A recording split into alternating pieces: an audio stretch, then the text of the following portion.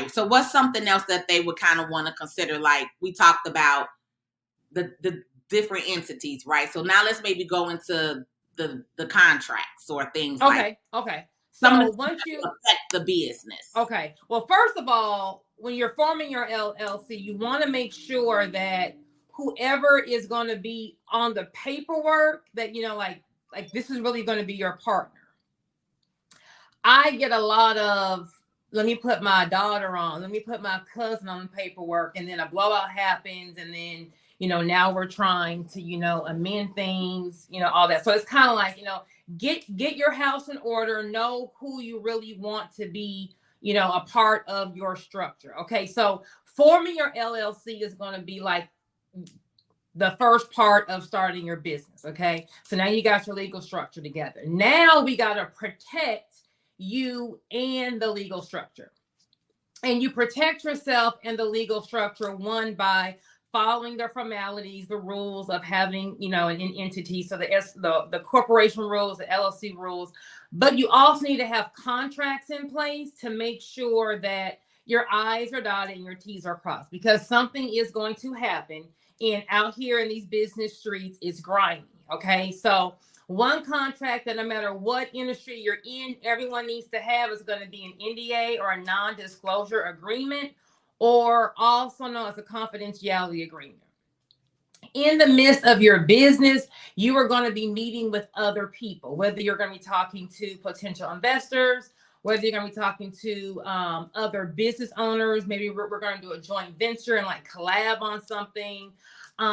Maybe you have staff, employees, people who work with you. You don't want your business secrets. You don't want how you run your business. You don't want where you're buying your merchandise, who your clients are. You don't want all your stuff just to be exposed. And so an NDA says, hey, we in discussing, maybe we're going to partner together. While you're working here for my company, you may stumble upon some information that I don't want disclosed to outside people. So a non-disclosure agreement, every business owner needs to have to make sure that, you're saying, hey, this information does not need to leave, either our workplace. This information does not need to leave us. If you're talking with a potential investor, giving them your business idea, and they have more money than you, they will just take your idea and run with it. So before you get out here in these business streets, you want to make sure that you're protected. When you have a contract, and you don't want to Google a contract, because contracts are state specific. So there's certain things that need to be in, there's certain language that needs to be in a contract. And there's certain like legal mumbo jumbo that needs to be in there to make sure that you're protected. So you want to have an attorney drafted contract as you are entering into discussions, partnerships, whatever, with other people. And then when you have someone sign a contract, it just kind of makes you look like, oh, she's on her stuff. So let me not cross her, and let me not play with her, because she does have this, this contract on file. So you kind of want to let people know, like, hey, I'm serious. I know my rights, and if you play with me, I'm going to see you in court. Yes. So an NDA, non-disclosure, confidentiality agreement, whatever you want to call it, you need to have one of those. If you are in business, you don't have one, you can go to my website, thefirmcbgroup.com, and you can get one of those contract templates. Okay. The second contract that every owner needs to have is going to be a copyright transfer agreement. So copyright is basically when someone creates something. So you may have someone create your logo. You may have someone create a video for your business. You may have someone take some pictures, for your business. You may have someone create copyright content. So they're either writing an ebook, writing Instagram or social media content for YouTube posts. Whoever creates the content owns the content. So you got to think about content and copyright like selling a home. You can't sell a home, and shake someone's hand. Everything has to be in writing. So, hey, I'm selling you the house, for this amount of money. whatever are the issues with the house, we're signing off on it. We're agreeing to the value. We're agreeing to the price. We're the title company is there. We're getting a deal. Like everything is in writing. Right. Same with copyright. Okay. So just because you pay someone to take your photos, at your photo shoot, it's because you paid a videographer to come and, do some videos to kind of showcase your business, your work.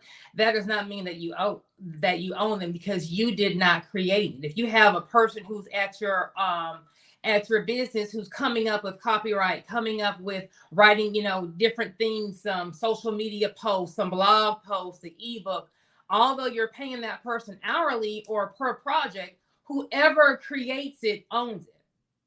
And the only way you can transfer that ownership over is like a house, in writing. So the copyright transfer agreement on my website, every person needs to have. So when you're going to a photo shoot, hey, you just give it to your photographer, hey, here's a copyright transfer agreement. You don't have to be slick. You might have to kind of like slide it, like just be grown. Like, hey, here's a copyright transfer agreement. Please read over it. This is saying that, although I'm paying you, I now own the rights to whatever it is that you are making for me. If a person is a good business person, like if I'm making your logo, I shouldn't want to hold any rights to your logo. I should be willing to, give that over to you. I'm going to charge you more for signing this contract. Well, now your business practice is all the way off. Okay. So a copyright transfer agreement, every business owner needs to have. If you are working with anyone, so an independent contractor agreement, letting them know that, hey, although you're working with me, you are an independent contractor. So one, you are responsible for your own taxes. Right. You don't want, to be working with someone and you're just writing them a check. And then, at the end of the year, when they find out, no taxes were withheld, you don't want them coming back to you acting like, oh, well, I thought I was an employee and, right. You didn't pay my taxes, and they, that they quick to call the IRS. Now you got the alphabet boys in your business. You want them to have a contract saying like, hey, we're on the same page. We work together. So, but you are not my employee. So if you're hiring someone to do anything for your business that is not like an employee relationship, they need to be signing an independent contractor. In that independent contractor agreement, you can also put different clauses in there, like a non-solicitation clause. So that means you can't come over here to my business and try to talk to my clients or my employees. So let's just say, let me give a good example off the dome of my head. If I hire a photographer to come on set and, take pictures, let's say I have an online boutique. They're going to come on, do a photo shoot. It's going to be maybe me and 3 models. We're, taking pictures of the clothing that we have on us. He can't talk to the models and try to have them come now with him to go work somewhere else. So if you're coming to work for me or coming to work with me, however you want to say it, then let's just keep everything professional. Don't contact my staff. Don't contact anyone that's working with me. Don't contact any of my customers. Like, you just come in, do your job, and leave. In the independent contractor agreement, sometimes you may have someone working in your business that's not an employee. Okay, so maybe they're coming in maybe a couple of days a week. Maybe they have access to your database, your customer files, whatever the case may be. You don't want them, copying that. And so let's say I come to you, Patrice. I'm going to be maybe for 2 days a week, helping you be an assistant, call some of your clients. And I'm like, oh my God, this money Patrice got coming up in here. So she does taxes and bookkeeping. I think I can do the same thing.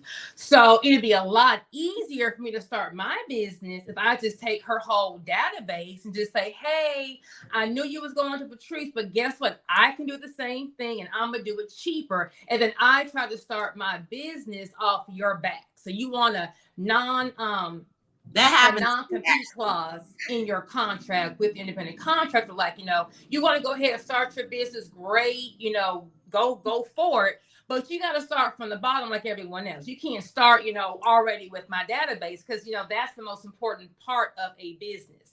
So a non-disclosure copyright transfer agreement and an independent contractor agreement, I would say would be the top 3 agreements that every business owner needs to have.